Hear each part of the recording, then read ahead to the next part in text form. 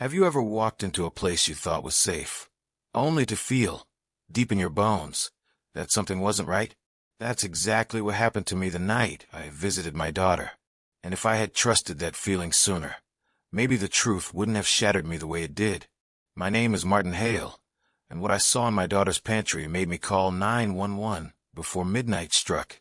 But before I tell you how a warm family dinner turned into the most terrifying moment of my life, tell me in the comments where you're watching from. And don't forget to subscribe to VengeTalesDiary, because what you're about to hear still keeps me awake at night. The sun was setting over Portsmouth, Maine, throwing gold and pink across the ocean when I pulled up to my daughter Elena's new home. A beautiful two-story coastal house, wrapped in cedar siding and pride. She had sent me pictures of it.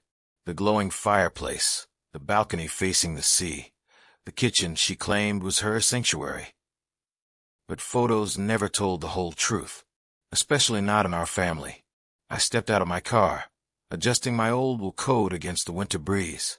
My chest felt tight, not physically, just emotionally. It had been a long time since I'd stepped foot into my daughter's life this deeply. Not since the accident. Not since the night we both lost our mother. My wife. My anchor. The person who made our home feel alive. Elena and I used to be inseparable. Movie nights, weekend hikes, late-night calls that lasted hours. But grief had a way of warping the heart, twisting it until the people you love look like strangers in familiar bodies. And somewhere along the way, she had drifted so far I could barely recognize her. That night, as I walked to her front door, I didn't know I was stepping into the most dangerous chapter of my life. The door opened before I could knock.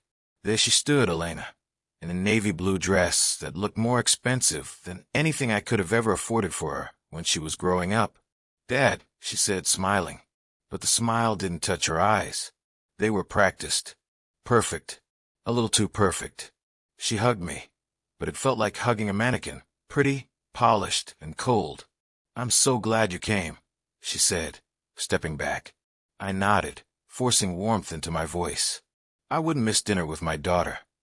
She led me inside. The moment I entered, a wave of warm air and soft jazz floated through the house. The whole dining room looked like something ripped straight out of a magazine.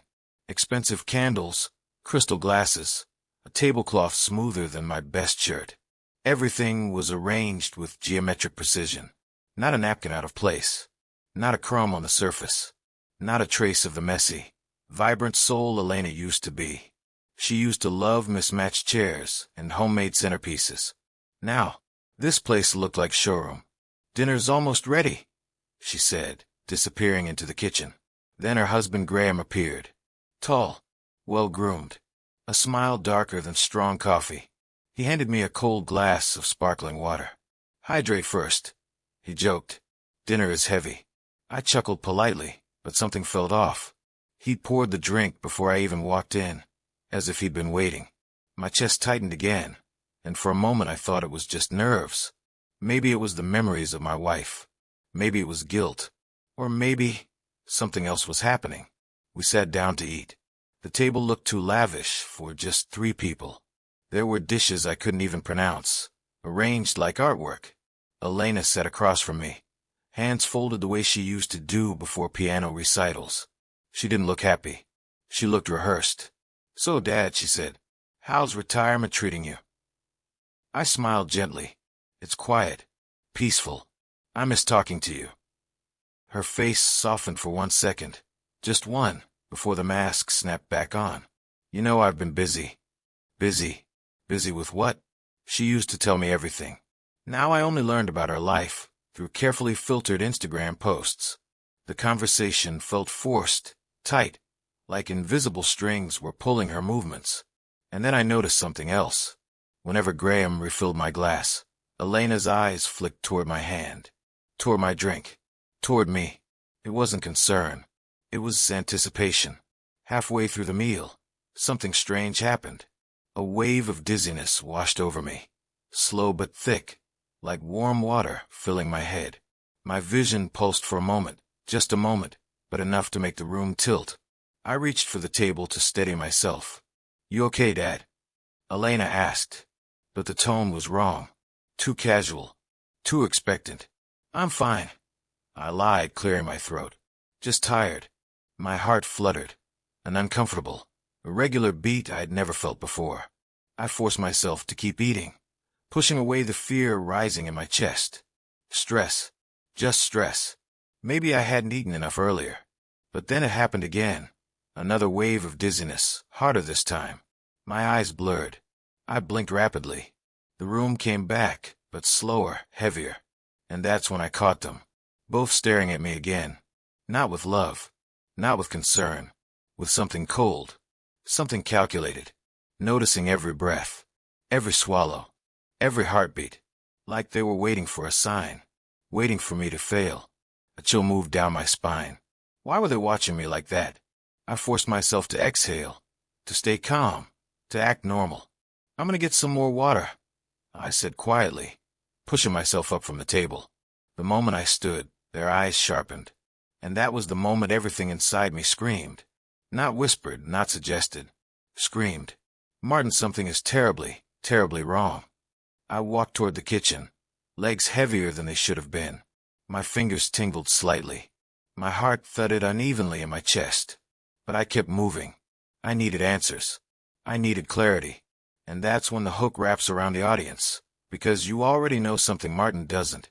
Hidden just a few feet away, inside a pantry, behind neatly stacked cans, was an opened envelope bearing his name, a policy, a signature forged, a beneficiary changed, a $3 million reason for him not to survive the night. But Martin had no idea yet, not a clue. He was about to walk straight into the truth, straight into the proof, straight into the betrayal that would break him, and all he wanted was a glass of water. Have you ever discovered something so shocking that for a moment you forget how to breathe? That's exactly where I found myself, standing in my daughter's kitchen, dizzy, sweating, and seconds away from a truth I wasn't prepared to face. I stepped into the kitchen, trying to steady my heartbeat. The walls felt too white, too clean, too quiet. It was like stepping into a stage set. Not a real home, not Elena's home. My chest fluttered again, irregular, uncomfortable. My breathing quickened. I needed water. I needed clarity. I needed to convince myself this was just a dizzy spell, not something darker. But as I walked toward the refrigerator, my hand brushed the pantry door. I don't know why I opened it. Instinct. Habit. Or maybe some part of me already sensed that the truth was waiting for me there, buried behind canned soup and grains. When the door swung open, the dim pantry light flickered on, revealing the secret that would change everything.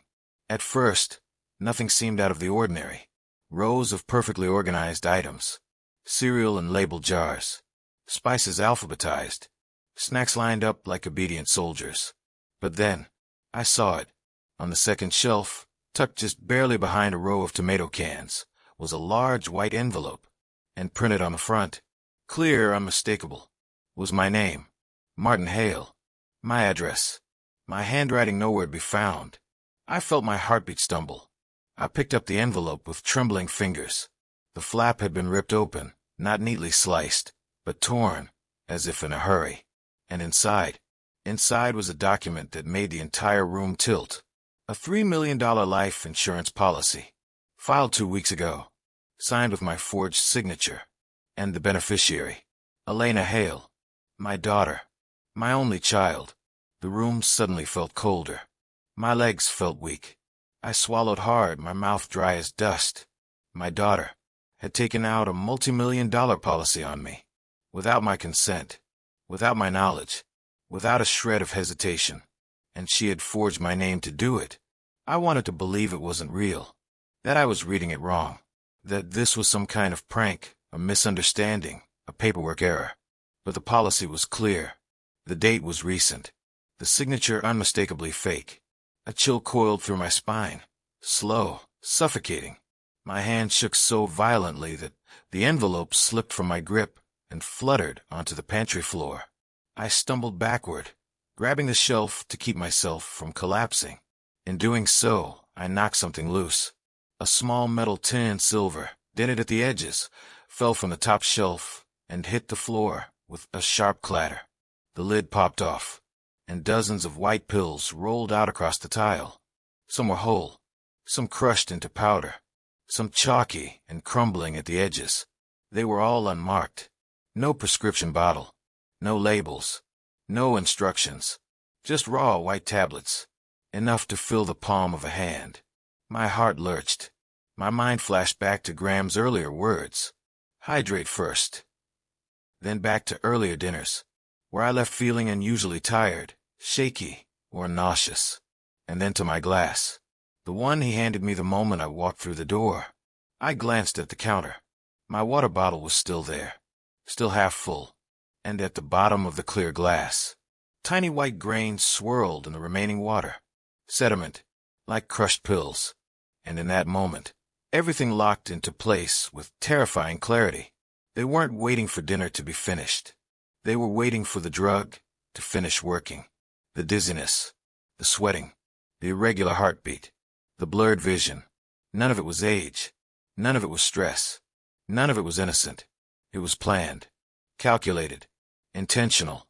I pressed a hand to my chest as fear threaded through my veins. I should have called 911 right then. But just as I reached for my phone, something else happened. Something that stopped me cold. A tiny folded slip of paper slid out from a fallen metal tin. I picked it up, hands trembling, and unfolded it. The handwriting was painfully familiar. Curved, soft, my daughter's handwriting. And the note read, "We can't survive without this money. Forgive me, Mom. I'm fixing your mistake." And below it, my late wife's name. My breath caught in my throat. My wife, my partner of 32 years, gone in a car accident that broke our family in half. Her name, here, in a note connected to my potential murder. My throat tightened. My wife's mistake. What mistake? And why did Elena say she was fixing it? Fixing it with my death? My legs weakened, and I backed into the wall, sliding down until I was sitting on the cold tile floor. My heart wasn't the only thing hurting now. My soul was fracturing. My daughter wasn't just hiding something. She was living in a completely different story, one I didn't understand. Was she desperate? Manipulated? Angry? Broken? Dangerous? Or was there something else? Something I had missed for years? Something that had turned my daughter, the child who used to dance barefoot in the kitchen, into someone capable of watching her own father die. Tears burned the corners of my eyes, not from fear, but from the crushing weight of betrayal. And yet, beneath all of that pain, a question gnawed at me. What mistake had my wife made? Why would Elena believe killing me was the way to fix it? What did she know that I didn't? What secret had been buried with my wife? I took a shaky breath, clutching the note. My hand hovered over my phone again. I should have called for help. I should have run. I should have screamed. But instead, something else pushed through the shock. I needed answers. Because this wasn't just murder. This was a message from my daughter to my dead wife. A message about survival, debt, pain, and a mistake so large it could push someone over a moral cliff. The house suddenly felt too quiet, too still. I stood up slowly, forcing my body to move, forcing my breath to steady. I wiped my eyes, and right there, in that silent kitchen, with the evidence of my own murder spread across the floor, I made a decision that would change the course of everything. I wouldn't call 911. Not yet, because this wasn't just about saving my life. It was about uncovering the truth behind my wife's secret, my daughter's desperation, and the darkness threaded through the family I thought I knew. And what I found next would break me in ways I didn't know were possible. Have you ever uncovered a secret so heavy that even the dead suddenly feel alive again? Because that's what happened when I went digging into my wife's past and realized her shadow was still moving inside our home, still shaping my daughter's choices, still twisting the path that led to my own poisoning. But let me take you back to the moment I left Elena's house, shaking, dizzy, and holding evidence of my own planned death in my coat pocket. I walked back into the dining room, my heartbeat thundering in my ears. Elena looked up immediately. Her eyes scanned my face, not lovingly, not worried, but measuring. "You all right, Dad?" she asked. Her tone was light, but the tension in her jaw, that gave her away. I forced a smile. I just needed to sit. That's all. She nodded, but something flickered across her expression. A hint of disappointment, or frustration, or maybe fear that her plan wasn't working fast enough. Graham watched me too. His eyes were sharp and unreadable. The room felt colder, the air heavier. Everything in me screamed to run, to get out before they could finish what they started. But I couldn't leave. Not yet. Not until I understood why. Why would my own daughter want me dead? Why would she need that money so desperately? And most of all, what mistake of my wife's was Elena trying to fix? Those words had burrowed into my skull and refused to let go. Dinner felt endless. Elena talked about meaningless things. Weather, neighbors, new furniture. But none of it mattered. Every word she spoke no longer sounded like my daughter. It sounded like a stranger wearing her skin. Finally, mercifully, the night ended. Elena hugged me goodbye, stiff and fake. Graham squeezed my shoulder with just a little too much pressure. "Drive safe," he said. The way he said it felt like an instruction, not a wish. I stepped out into the cold night, sucking in the icy air like it could cleanse my lungs. Or my soul. The drive home was a blur of headlights and dread. My heart still fluttered. My vision still pulsed. My chest still felt tight. But I kept driving. Because I needed to get home. I needed to think. I needed to confront a ghost I had avoided for too long. When I finally reached my house, I didn't turn on any lights. I didn't want to see the rooms where my wife's laughter used to live. I just wanted to breathe. To survive. I dropped my coat on the chair. Stolen evidence inside, weighing it down like an anchor. Then, slowly, I walked toward the upstairs hallway, to the room I hadn't opened in over a year. My wife's office, her sanctuary, her last untouched space. My hand hovered over the doorknob, shaking, sweating. For months after she died, I couldn't bring myself to open this door. It felt like disturbing her, like breaking the last fragile thread keeping me connected to her. But now I needed answers only she could give. I twisted the knob and stepped inside. The familiar scent of lavender and paper hit me like a punch to the chest. Her desk was still exactly as she left it. Her glasses sitting atop her notebook. Her favorite mug half hidden under a stack of receipts. I felt my throat constrict. "Why, Claire?" I whispered into the dark room. "What did you leave behind that our daughter is willing to kill for?" I sat at her desk and pulled open the drawers. Most were filled with old receipts, sticky notes, grocery lists, nothing unusual. But then, in the bottom drawer, taped underneath the wooden base, my fingers brushed something thin. I peeled it free. A sealed envelope, yellowed slightly at the edges. Addressed to my dear Elena. My breath stumbled. The letter was unsent, unopened, hidden. My hand shook as I slid my thumb along the seal and unfolded the paper inside. And what I read cracked the foundation of everything I thought I knew. The letter said, "Elena, please forgive me. The investment I promised you for your restaurant, it fell through. I was scammed by a man I trusted. The money is gone, but I will fix this. I will find another way. Don't lose hope. Mom." I froze. My heart stopped. My wife was scammed. By who? Why didn't she tell me? Why didn't she tell Elena? My daughter's dream restaurant. The one she put her entire heart into. The one she believed she failed at. Didn't fail because of her. It failed because the money my wife promised her was stolen. And that wasn't the worst part. The date on the letter. 3 weeks before my wife died. My hand shook as I reread the lines. My wife was trying to protect Elena. Trying to find a solution. Trying to keep her daughter's dream alive. But she died before she could fix her mistake. She died with secrets. With guilt. With promises unkept. And Elena never knew. She believed the restaurant collapsed because of her bad luck. She believed she had ruined her life. And because the truth never came out, she blamed her mother. Deeply. Silently. Until that blame mutated into desperation.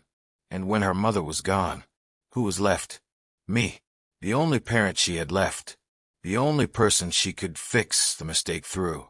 The only person standing between her and the future she thought she deserved. My eyes burned with tears. Not for myself, but for the daughter who had been drowning in silent resentment for years. Resentment built on lies, on gaps, on secrets. My wife's secret. A secret she never meant to become a weapon. A secret Elena discovered too late, twisted through grief and financial ruin. But a secret that still didn't explain everything. Because there was one more line in the letter. A line I had almost missed. If anything happens to me, please don't trust anyone involved in that investment. My breath caught. Not trust who? Who scammed her? Who might have threatened her? Who might still be involved? And suddenly, a horrifying realization crawled up my spine. Elena might not be the only one who wanted that money. There was another player in this story. A ghost beyond the mother. A shadow behind the daughter. A force both of them never saw coming. And I was about to discover a truth far darker than a forged signature or a poisoned glass. A truth that could tear the entire story wide open. A truth the audience still hasn't heard yet. Have you ever been so certain someone was your enemy, only to realize they were the only person keeping you alive? That's what happened the next morning. That's when the truth stopped being a puzzle and started becoming a tragedy. I barely slept that night. Every time I closed my eyes, I saw the crushed pills on the pantry floor, the forged signature, the swirling sediment in my drink, and I saw Elena's face, smiling at me, while planning my death. But the part one couldn't shake wasn't the attempt on my life. It was the note. Forgive me, Mom. I'm fixing your mistake. A daughter trying to fix a dead mother's hidden sins by killing her own father. The weight of it sat in my chest long after sunrise. But as much as I wanted to call the police, as much as the evidence justified it, I needed one last thing before taking that step. I needed the full truth. And there was only one place I could get it. So I drove back to Elena's house the next morning under the safest, most harmless excuse I could think of. I think I left my scarf here. A harmless father with a harmless request. When I knocked, Elena called from upstairs. Front door is unlocked, Dad. I'll be down in a minute. Her voice. It wasn't the voice of a killer. It was the voice of my little girl trying to sound normal, trying to stay in control. But that was the problem. She sounded too normal. And too normal meant she was still hiding something. As her footsteps echoed above, I walked through her living room slowly, careful not to look suspicious. My scarf wasn't even there. I had it in my car. But I wasn't here for fabric. I was here for answers. Her back porch door was slightly ajar, letting a cold breeze drift inside. Something about it made my heart tighten. I stepped outside. And there, sitting on the porch steps with his elbows on his knees and his head in his hands, was Graham, the man I thought wanted me dead. He looked nothing like the polished, confident host from the night before. His face was colorless. His eyes were swollen. His hands trembled. He looked like a man carrying a boulder on his back and losing the strength to keep standing. When he heard my footsteps, he lifted his head, and the moment he saw me, he broke. "Martin," he whispered. His voice cracked. "God, you shouldn't be here." I froze. My pulse quickened. My fingers curled into a fist. "What do you mean I shouldn't be here?" I asked, cautious. "Are you warning me?" He scrubbed his hands over his face. No. God, this is a mess." I stared at him. This wasn't guilt. This wasn't fear of being caught. This was a man drowning. He took a shaky breath, looked around to make sure Elena wasn't coming, then stood up and reached inside his jacket. For a moment, panic sliced through me. Was he pulling out another vial? More pills? A weapon? My body tensed. But instead, he pulled out a small resealable plastic bag. Inside were pale blue tablets. "Take one," he whispered urgently. "Not now, later, when you're alone." I blinked. What is this?" "It's the antidote," he said. His voice wasn't just broken, it was terrified. "These counteract the sedative she's been slipping into your water.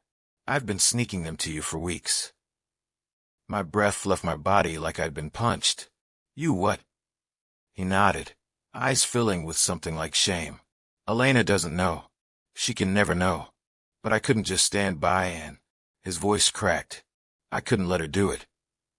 The world tilted again, But not from drugs, not from fear. From disbelief. From relief. And from a horrifying realization. The only reason I was still alive was because of Graham. I sank down onto the porch railing, forcing myself to breathe. Why? I whispered. Why would you save me? You could have just let her do it. His eyes glistened. Because she doesn't need to become a killer. She's not evil, Martin. She's broken. His words stabbed deeper than any blade. Broken how? I asked, though part of me already knew. He swallowed hard. You know she lost everything after your wife died. The restaurant dream, the loan sharks, the debt she can't tell anyone about. I stiffened. Loan sharks. He nodded slowly. She never told you. She didn't want you to think she was weak.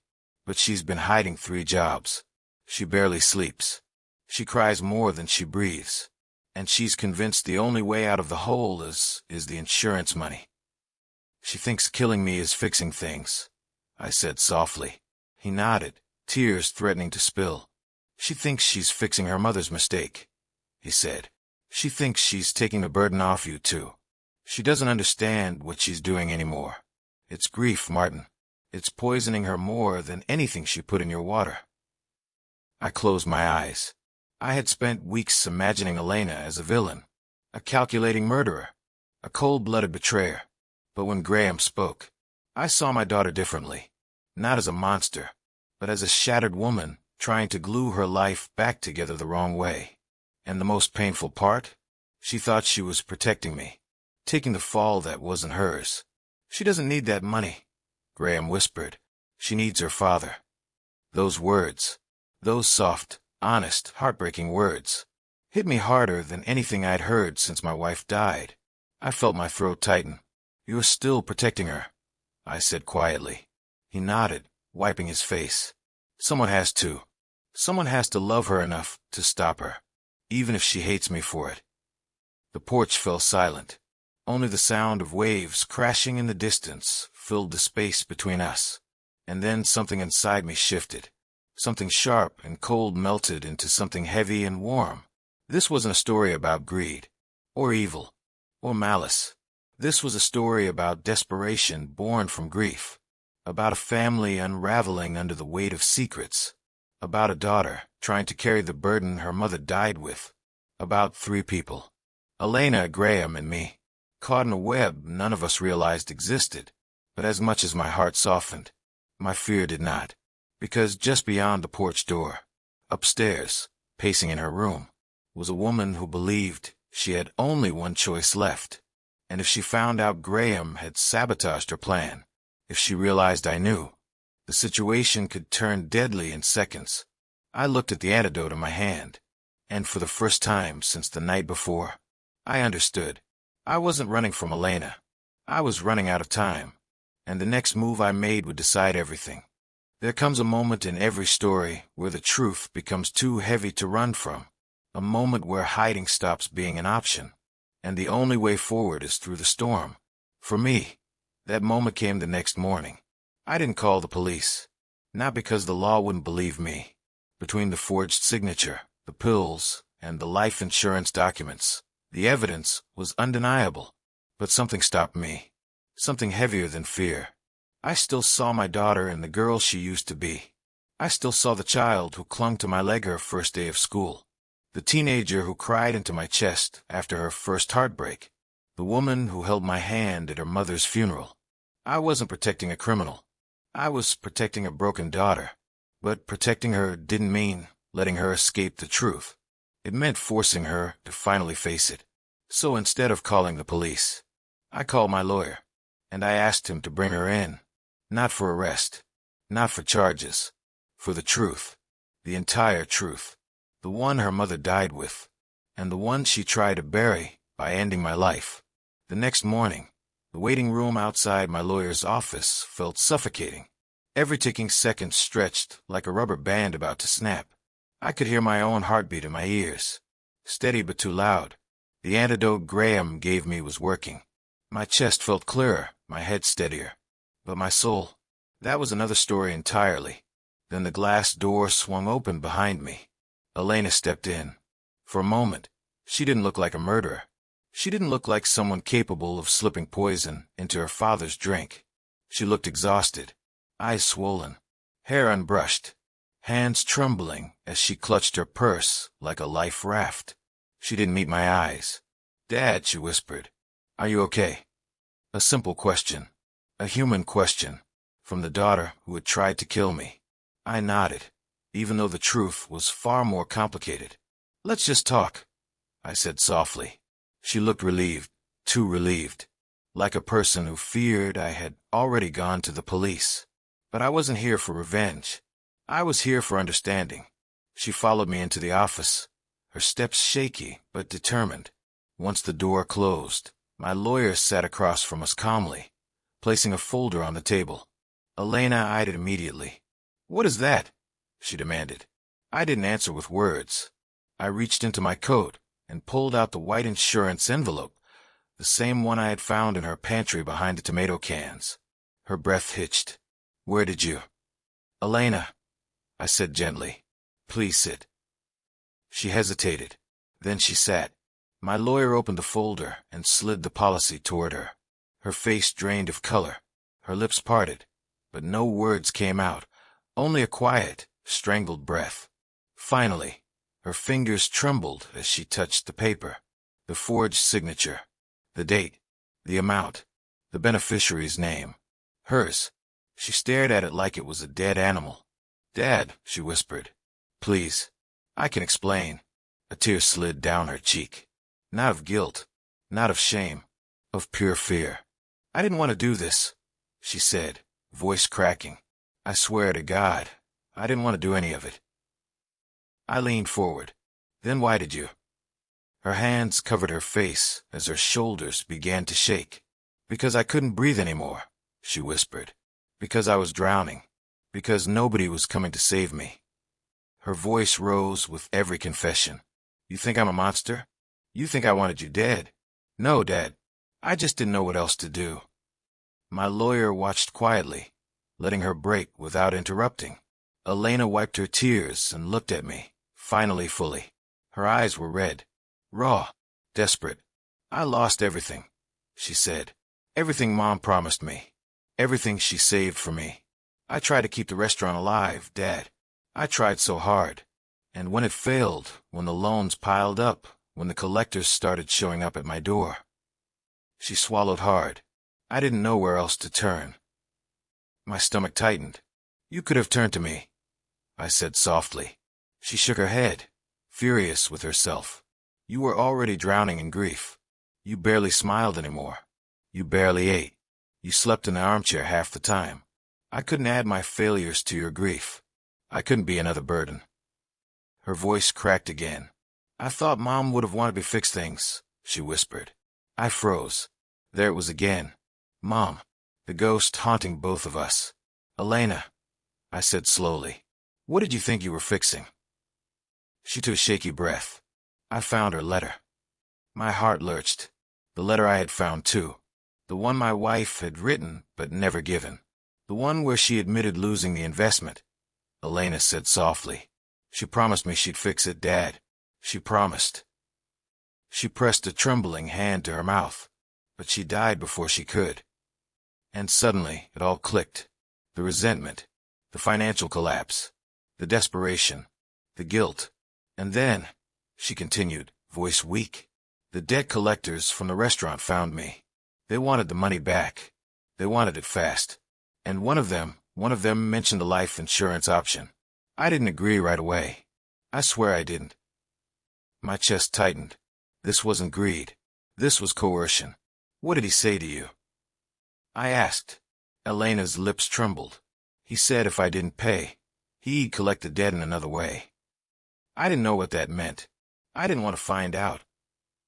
She took a deep breath and buried her face in her hands. "And that's when I did it. I forged your name. I thought I could make it clean. Pain-free. Easy. I told myself it was better than suffering. I told myself you'd understand." Tears streamed down her cheeks now, uncontrollable. "I didn't want to kill my father," she whispered. "I wanted to save what was left of my life." She broke completely then. Her sobs filled the office, raw, broken, real. For a moment, I couldn't speak. Not because I didn't have words, but because my heart was tearing in two. One half mourning the betrayal, the other half mourning the pain my daughter had carried alone for so long. I reached across the table and touched her hand. She flinched, expecting anger, maybe even hatred. But I didn't pull away. "Elena," I whispered, "look at me." She looked up slowly, eyes swollen, breath trembling. "You're not a monster," I said. "You're a daughter who made a terrible choice because she felt she had no choices left." Her lips quivered. I exhaled shakily. "What you did was wrong," I said. "But what drove you to it was something I should have seen. Something I should have helped you carry." Her breath hitched again. "Dad," and then she collapsed into my arms, sobbing against my chest like she was a little girl again. I held her tighter than I ever had in my life, because I knew something now. Something far darker than the forged signature or the poisoned drink. Someone out there had pushed her toward this. Someone dangerous. Someone who profited from desperation. Someone my wife had warned us never to trust. The man who scammed her.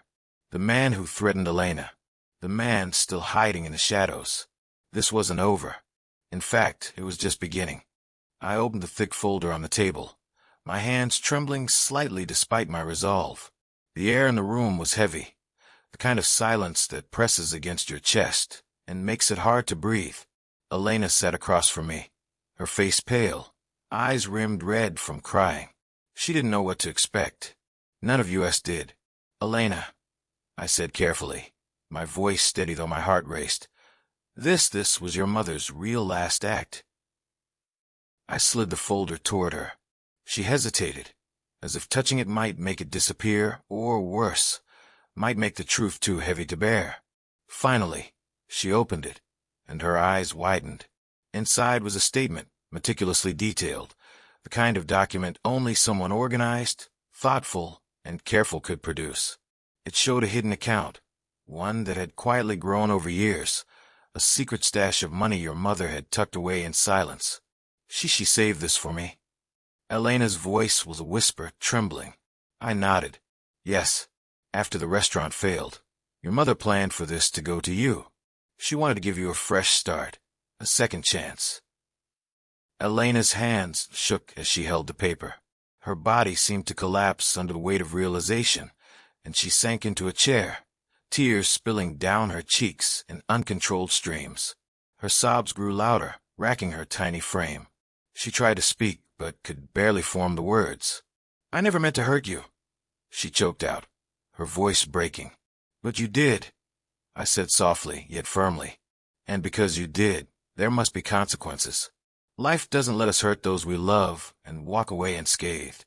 "But," I paused, letting the weight of my words sink in, "I am still your father, and I refuse to let you walk into hell for a mistake born from grief." Her head lifted slightly, confusion etched across her tear-streaked face. I gestured to the lawyer, who had been standing silently in the corner. With a smooth motion, he slid a second document toward her. She looked at it, eyes narrowing as she tried to understand its significance. It was a rehabilitation agreement, mandatory therapy, financial oversight, a formal acknowledgement of her actions, a full confession, not to the police, not to anyone outside this room, but to herself, to us, and most importantly, a signature promising that she would never again act out of desperation or secrecy. Elena stared at me, stunned, as if trying to process a world in which justice could be this merciful. "You're not sending me to prison," she whispered, disbelief coloring every syllable. "No," I said, my voice soft but unwavering. "I'm giving you the chance your mother wanted to give you. She believed in you even when you didn't believe in yourself. And I refused to let her hope die in vain." Graham, who had been quietly observing, stepped forward and took her hand.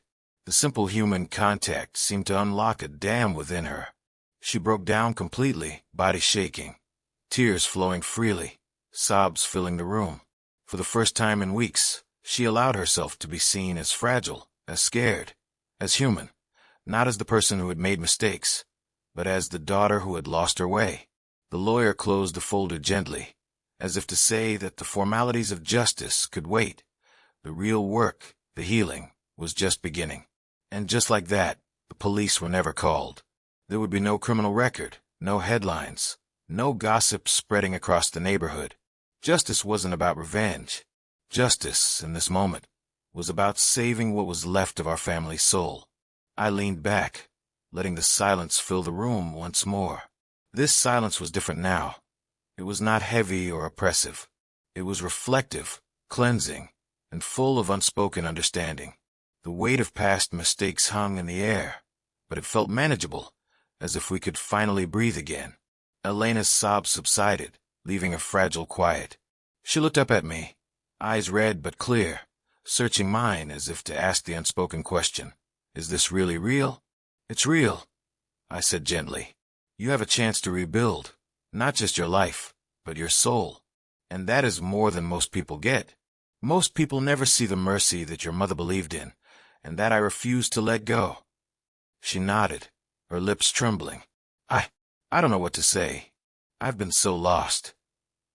You don't have to say anything yet, I replied. Actions speak louder than words. Therapy, honesty, facing what you've done, that will speak for you. That will show you who you truly are and who you can become. And then it hit me, the true weight of this moment. For months, I had been caught in a storm of anger, grief, and betrayal. I had wanted revenge, to see consequences delivered harshly and without mercy. But standing here, seeing Elena's raw vulnerability, I realized that the hardest, most powerful revenge was not the one that destroyed. It was the one that saved. Because saving her was also saving myself, saving our family, saving the memory of the woman we both loved, who had always wanted more than punishment, who had always wanted hope. We spent the next hour quietly going through the agreement, discussing each step, each condition. Every word was deliberate, every line meant to protect her while holding her accountable. It was a delicate balance, justice tempered with compassion. And when she finally signed, it was with tears still on her cheeks, but a spark of understanding and determination in her eyes. Afterwards, Graham and I stayed behind while she left the room. He leaned over and whispered, "You did the right thing." "I hope so," I murmured, though deep down I knew. It wasn't about hope anymore. It was about faith.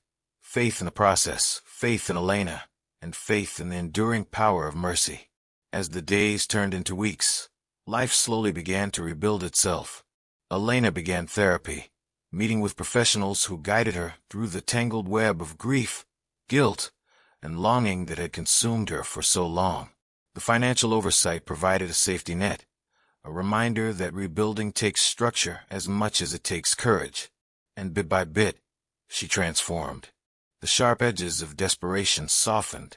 The guilt that had once ruled her days became a teacher rather than a tyrant.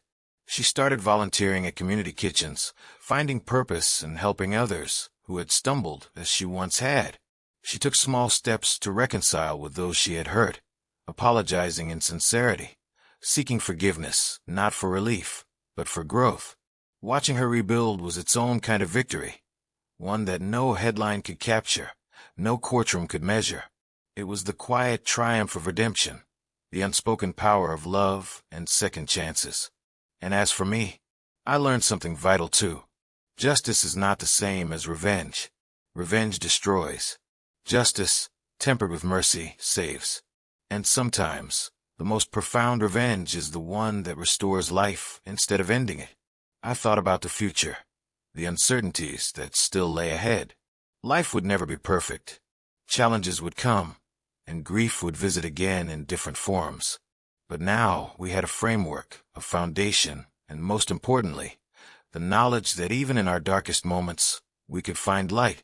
Elena came home one evening, holding a small envelope. She handed it to me without a word. Inside was a note, simple and heartfelt. "Thank you for believing in me when I couldn't believe in myself. I will make you proud, Dad."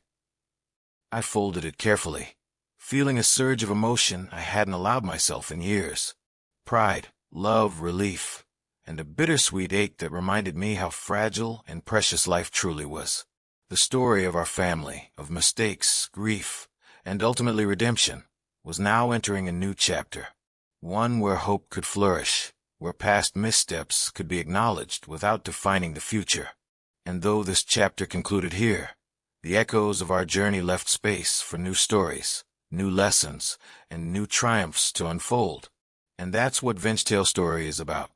The realization that desperation can turn love into something dangerous, that grief can twist even the best of people into shadows of themselves, and that sometimes the kindest person in the house is the one we judge too quickly. Most importantly, it reminds us that redemption is the hardest kind of revenge because it saves instead of destroys, and that, in the end, saving someone you love is a victory unlike any other. So, what would you have done in my place? Would you have sought revenge or mercy? Would you have walked away or fought to save what remained of your family? Let me know in the comments. And if you felt the weight of this story, if it moved you, inspired you, or made you think, don't forget to like, subscribe, and share the story with others. Because at VengeTalesDiary, we don't just tell tales of revenge, we explore the deeper truths of justice, mercy, and the power of second chances. Remember, every story has a payoff, but the greatest payoffs are the ones that rebuild lives instead of destroying them. And as long as we continue to seek the light in the darkest moments, there will always be more stories to tell.